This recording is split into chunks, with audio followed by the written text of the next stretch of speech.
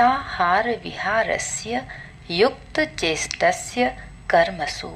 युक्त आहार विहारस्य युक्तचेष्टस्य कर्मसु। अब युक्त आहार विहार की बात हो रही है। जो हम कुछ भी खा लेते हैं, भूख लगी, कुछ भी ऑर्डर कर लेते हैं, कौन बना रहा है, किस भाव से बना रहा है, बनाने वाला व्यक्ति कौन है। कहते हैं जैसा खाओ अन्न वैसा बने मन, जैसा पियो पानी वैसी बने वाणी। तो हमारा ध्यान आहार पर है ही नहीं, केवल भूख शांत करने पर है। अपनी 4 इंच की जो ये जीभ है, टंग है, इसको संतुष्ट करने पर है। तो भगवत गीता क्या कहती है? युक्ताहार विहारस्य युक्त चेष्टस्य कर्मसु। युक्त स्वप्नावबोधस्य योगो भवति दुःखः। दुखों का नाश करने वाला योग तो कब सिद्ध होता है? जब यथा योग्य आहार विहार हो, यथा योग्य आपका भोजन हो। विहार यानी आपकी चेष्टाएं हो, आपका जीवन कैसा है, आपकी दिनचर्या कैसी है।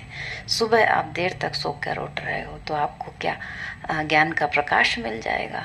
सूर्योदय होता है, सूर्योदय प्रतीक है ज्ञान का, प्रकाश का। सुबह आसमान में प्रकाश ही प्रकाश फैलता है। उस ब्रह्म मुहूर्त में जो नहीं जगा, उसमें जो सोकर नहीं उठा, उसे ब्रह्म का दर्शन क्या होगा? कम से कम आवश्यक है कि आपकी दिनचर्या नियत हो, युक्त आहार विहार हो, आपका भोजन स्वच्छ भी हो और स्वास्थ्य के लिए भी अच्छा हो। तभी आपका मन भी आपका सुंदर होगा, आप अच्छा सोच पाएंगे। युक्ताहार विहारस्य युक्त चेष्टस्य कर्मसु युक्त स्वप्नावबोधस्य।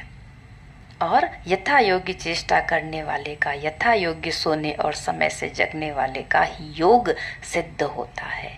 जीवन में प्रगति केवल धन कमा लेने से नहीं है। एक बहुत अच्छी आजीविका मिल जाए, बहुत सा धन मिल जाए, देश विदेश ही घूम आए, बहुत सारे पैसे खर्च कर लें और फिर से शरीर को रोगी बना दें। उसी रोगी शरीर को लेकर हम किसी अस्पताल में जाएं और वही ढेर सारे धन जो पैसे आपने कमाए हैं अस्पताल में देकर आए और बस इसी में आपका सारा जीवन धीरे धीरे धीरे धीरे खर्च होता जाए। आपने जीवन में अर्जित क्या किया?